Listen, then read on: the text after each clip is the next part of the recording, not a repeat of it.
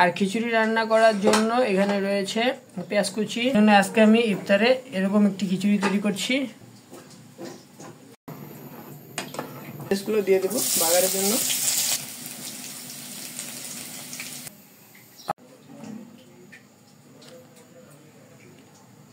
Hello everyone, আসসালামু আলাইকুম। আপনারা সবাই কেমন আছেন? আশা করি সবাই ভালোই আছেন। রন্ধনঘর চ্যানেলে আপনাদের সবাইকে স্বাগতম। আবার চলে আসলাম একটি মজাদার রান্না নিয়ে। আজকে আমি ফোড়ন দিয়ে লেটকা খিচুড়ি তৈরি করব। তো ভিডিওটি সম্পূর্ণ দেখতে থাকুন। আর এই লেটকা খিচুড়ি তৈরি করার জন্য আমি প্রথমে এখানে দেখুন চাউল নিয়ে নিয়েছি কিছুটা পরিমাণে। এই সাথে রয়েছে দুই ধরনের ডাল, একটা হলো মসুর ডাল, একটা হলো মুগ ডাল। তো আমার এই ভিডিওটি সম্পূর্ণ দেখতে থাকুন কিভাবে রান্না করছি। আর যদি আমার চ্যানেলটিকে কেউ সাবস্ক্রাইব না করে থাকেন তাহলে অবশ্যই সাবস্ক্রাইব করে আমার পাশেই থাকবেন। আর খিচুড়ি রান্না করার জন্য এখানে রয়েছে পেঁয়াজ কুচি, রসুন আর মরিচ। রসুন আর শুকনো মরিচটা আমি মূলত এখানে নিয়েছি ফোড়ন দেওয়ার জন্য।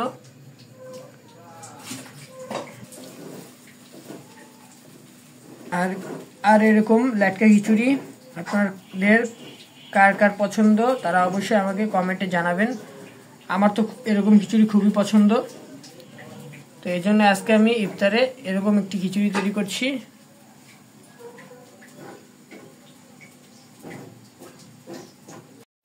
এখানে আমি চাউল ধুয়ে একটি হাঁড়ির মধ্যে নিয়ে নিয়েছি এবং প্রয়োজনীয় পানিও দিয়ে দিয়েছি। এখন আমি এখানে ডালগুলো ধুয়ে দিয়ে দিব। দুই ধরনের ডাল ধুয়ে নিয়েছি এবং এগুলো এখন আমি এর মধ্যে ঢেলে দিচ্ছি।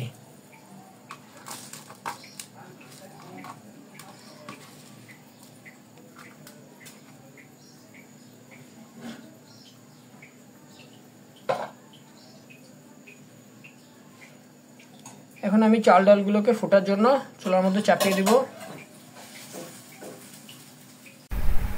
দেখুন এখানে চাল আর ডালগুলো চড়িয়ে দেওয়ার পর কিছুক্ষণের মধ্যেই বলক চলে আসছে, অনেকটা ফুটেও গেছে। আমি আবারও একটু সুন্দর করে চারপাশে নাড়িয়ে দিলাম।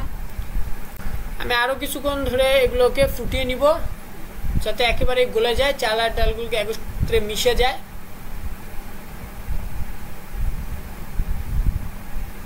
আর কিছুক্ষণ পরপরই ঘন ঘন নেড়ে দিতে হবে যাতে সম্পূর্ণ চাল আর ডালগুলো গলে যায়। এরপরে আমি দিয়ে দিলাম স্বাদ মতো লবণ। লবণ দিয়ে আবার একটু নেড়ে নিচ্ছি।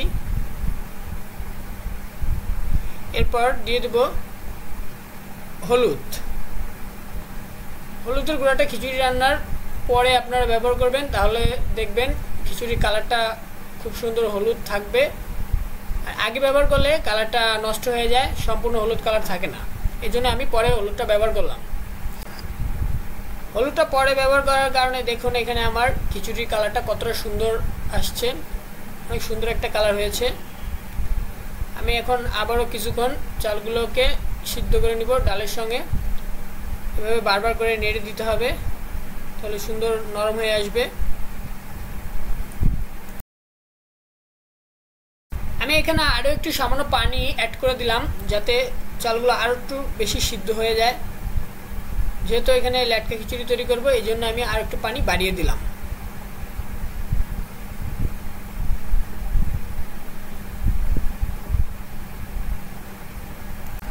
বৃষ্টির দিনে এরকম খিচুড়ি হলে পুরো জমে যাবে, সঙ্গে যদি ইলিশ মাছ ভাজা হয় তাহলে আরোই সুন্দর হবে। এছাড়াও এরকম লেটকা খিচুড়ি যে কোনো ধরনের আম জলপাইয়ের আচার দিয়েও খেতে ভালো লাগবে। এছাড়াও বেগুন ভাজা দিয়ে আরোই সুন্দর লাগবে খেতে।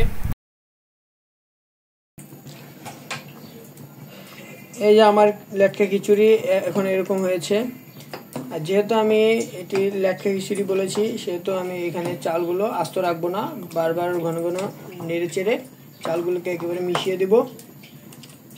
এই জন্য বারবার আমি কিছুক্ষণ পরপরই নেড়ে দিচ্ছি। দেখুন কালারটা খুব সুন্দর আসছে।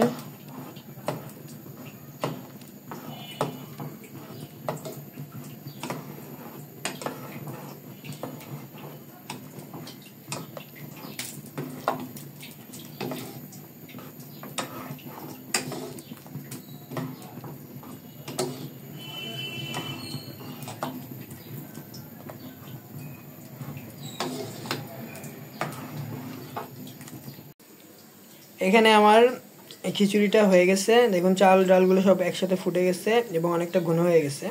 আমি এখন এটি নামিয়ে নিচ্ছি। এখন বাগার দেওয়ার পালা। দেখুন আমি কীভাবে ফোড়নটা দিই।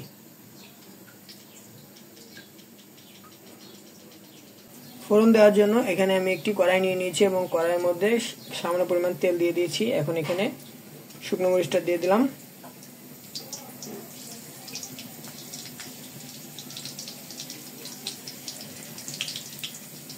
শুকনো মরিচটা হালকা লাল করে নিচ্ছি এখানে আমি।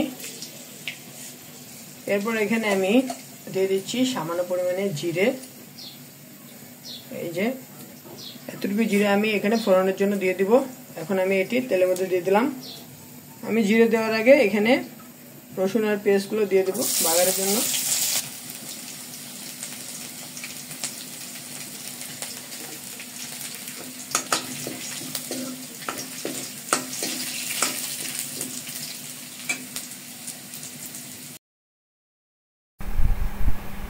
এখানে আমার ফোড়নের রসুন পেঁয়াজ আর মরিচগুলো একেবারে বাদামি কালার চলে আসছে। এখন আমি এর মধ্যে জিরেগুলো দিয়ে দিলাম।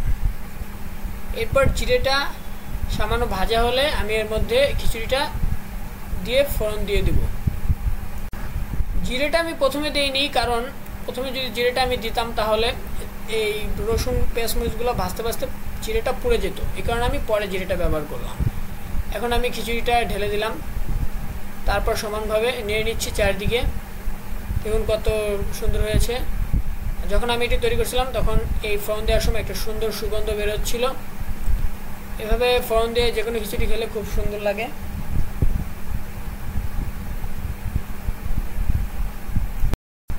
কিছুক্ষণ পর আমি চুলা থেকে নামিয়ে নিয়েছি। দেখুন আমার রান্না কমপ্লিট।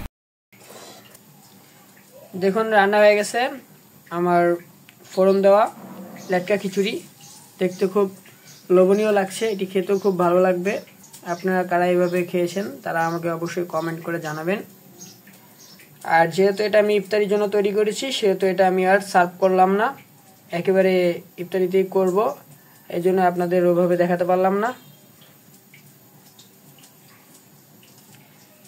এরকম পাতলা খিচুড়ি করে খাওয়া স্বাস্থ্যের জন্য খুব উপকারী। আপনারা বাসায় চাইলে এটি ট্রাই করতে পারেন, যারা করে দেখেননি কিরকম লাগে খেতে। তো আমার এই খিচুড়ির রেসিপিটি কেমন লাগলো অবশ্যই আপনারা কমেন্ট করে জানাবেন। আর যদি রেসিপিটি যদি ভালো লেগে থাকে তাহলে অবশ্যই লাইক কমেন্ট শেয়ার করবেন এবং অবশ্যই সাবস্ক্রাইব করবেন আর এবং আমার পাশেই থাকবেন। সবাইকে পবিত্র